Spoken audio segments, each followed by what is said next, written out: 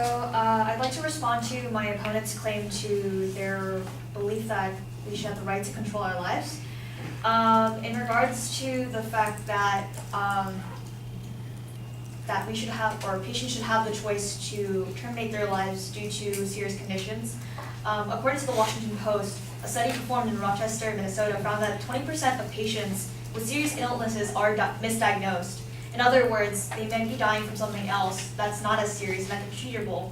And because they have misdiagnosed symptoms or misdiagnosed diseases due to their symptoms, that necessarily they're making a mistake with their lives.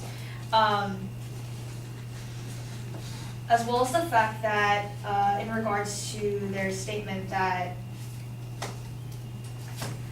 physician-assisted suicide will not lead to euthanasia. According to the national, sorry, let me get my pictures up.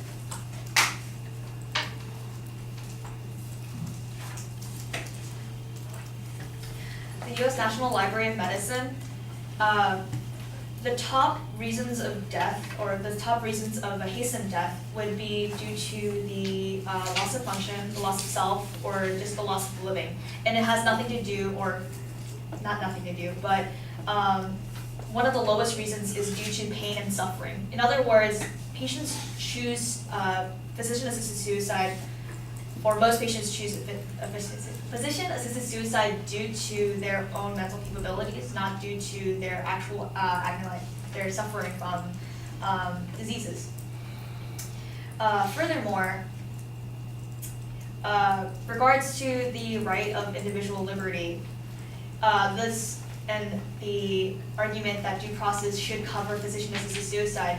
During two court cases, the U.S. Supreme Court had ruled that due process does not include physician-assisted suicide in order to protect the vulnerable patients of our country. In regards to that, one example of this this mentality can be due to the fact that, wait a second, I thought I had 4 minutes. That's right. So you're down to. A minute and a half left. Oh, because he had keep 5 going. minutes. It was upside down. Okay. That we may have the right to liberty, but we don't have the right to drive while drinking in order to protect our fellow citizens.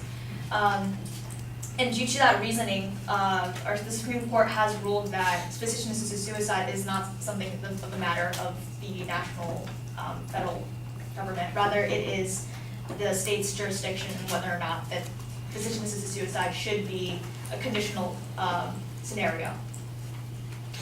Thank you.